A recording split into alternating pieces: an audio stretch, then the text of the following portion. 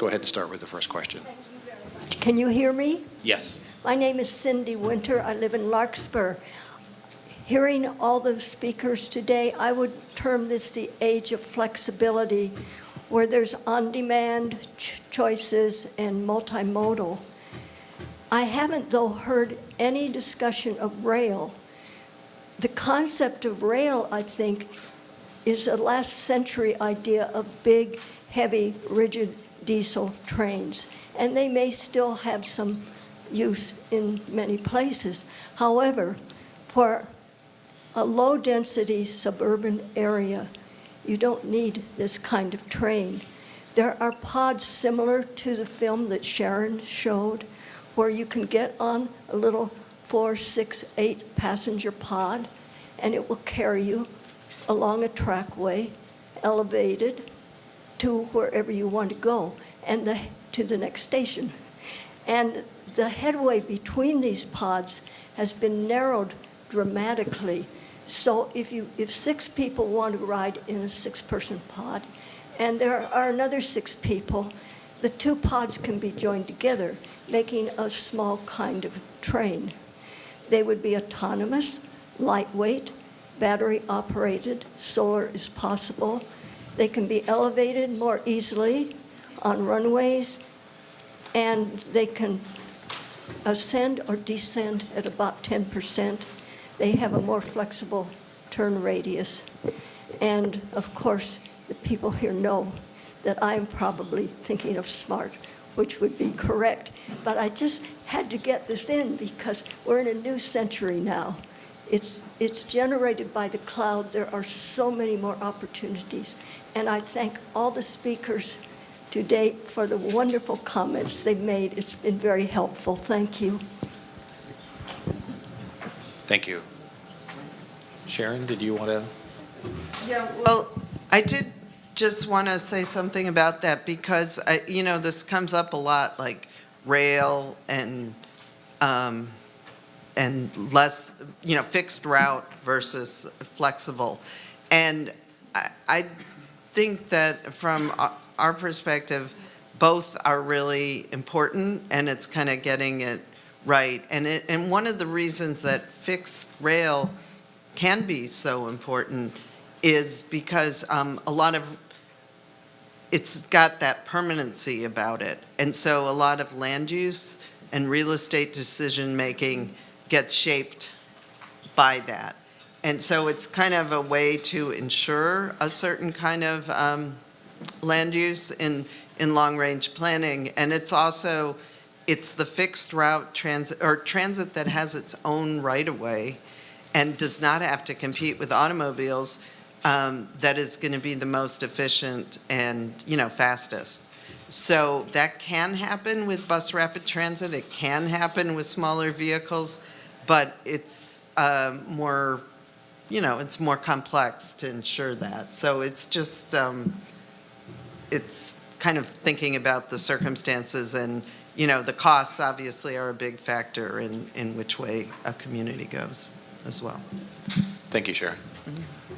I see Hi. I wanted to raise the issue of transit equity. It was mentioned a couple of times, but not really gotten into very deeply. And there's no doubt that transportation is very much connected to issues of health service and access to healthcare services, access to housing solutions and affordable housing, issues of access to education.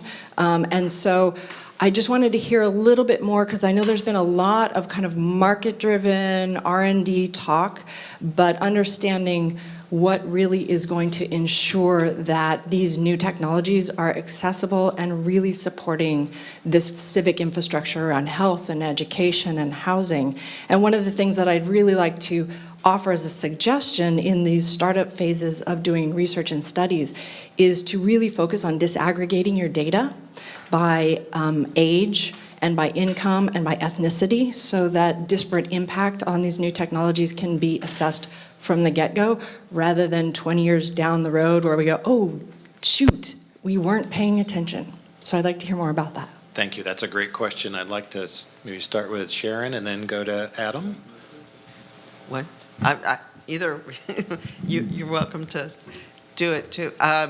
So I think that's really important, and it is the role, I think, of the public sector to ensure that equity and accessibility is a part of all this. And, you know, it's easy to get enamored with all the new technology and these solutions, and they really are a critical part of the solution, but that doesn't negate the need to make sure that services are accessible.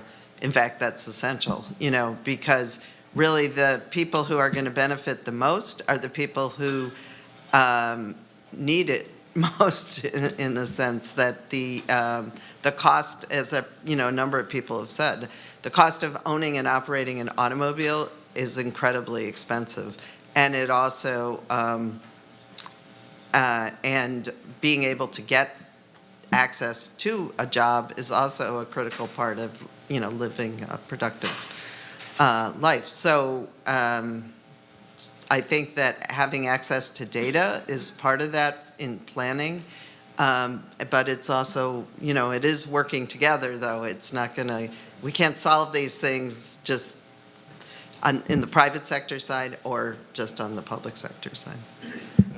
And I'll add briefly that in all of our studies, I only had 10 minutes, so it was a snapshot, but every single one of our studies on car sharing, bike sharing, ride sourcing, we always ask at the end of our surveys the demographics, the age, income, gender, ethnicity, education.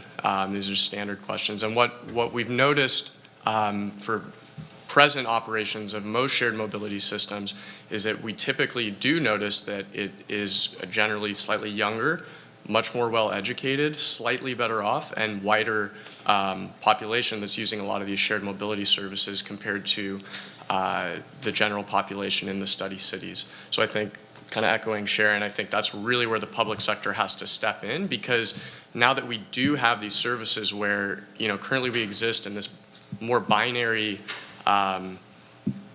transportation access world where if you don't have a car and you're kind of in a transit desert, you're really left out. And I think that it's going to fall a lot on the public sector in partnership with these shared mobility companies as well to make sure that redlining is not happening with these shared mobility services, that now that you don't necessarily need to own your fixed asset, that it's serving everyone. So. If I could add just one thing, here in Marin, I think TAM's been a leader in this, working with MTC and looking at developing community-based transportation plans that help look at active transportation and transit investments in communities, including the Canal District and Marin City. So there's been work. There's obviously a lot, more that we can do as agencies and transportation planners to think about it both on the planning side and the management side of the systems. And I think this is definitely an emerging topic where we're seeing a lot more focus as we, in the industry. Thank you for, yes. Thank you. I'd like to piggyback on to that question and ask about the availability of shared use, whether it's car share or ride share, for parents of infants and small children who require car seats, and also pet owners. My dog's 68 pounds, and he's got a very intimidating bark. I just can't imagine many Lyft drivers who would welcome him. So I'm curious if you've thought forward to when, we're going to really need to accommodate those other users. Debs? Sounds like I should steer clear of your dog. So I think, you raise a really good question. And, right now, Lyft's terms of services is that in order to, be able to make an account on Lyft, that there's a minimum age requirement and you need to be 21 up to do that. So I think, while we don't want minors taking rides on their own, your question around car seats and really making a more inclusive experience for families is something that we are thinking about. And there's certainly opportunities for us to be able to tag certain types of assets in a car to help build out better matching service between passengers and drivers that have certain types of assets, be that car seats, be that bike racks, things like that.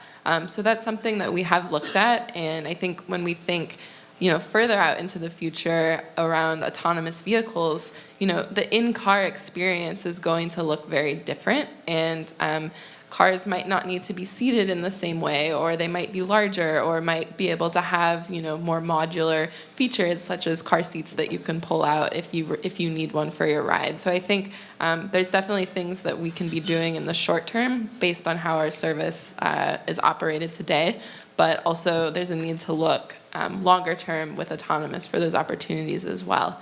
And then specifically to transporting dogs, we do have an anti-discrimination policy where if a user has a service animal that needs to be transported with them, we make sure that that is accommodated for. And for individuals who just want to bring their dog with them, we do ask, to be courteous to your driver.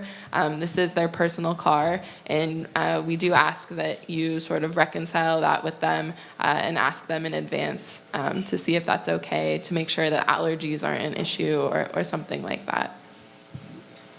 Yeah, I would just add to that, when because I was a car share operator for 10 years, and we, it was always a difficult thing because actually people, like if you provide car seats, that can be a good thing, but it's also the parents tend to want to have their car seat, and if you don't need the car seat, then where is the car seat in that car when it's not being used? Anyway, there are just a lot of interesting logistical issues that are solvable, but it's not a simple solution.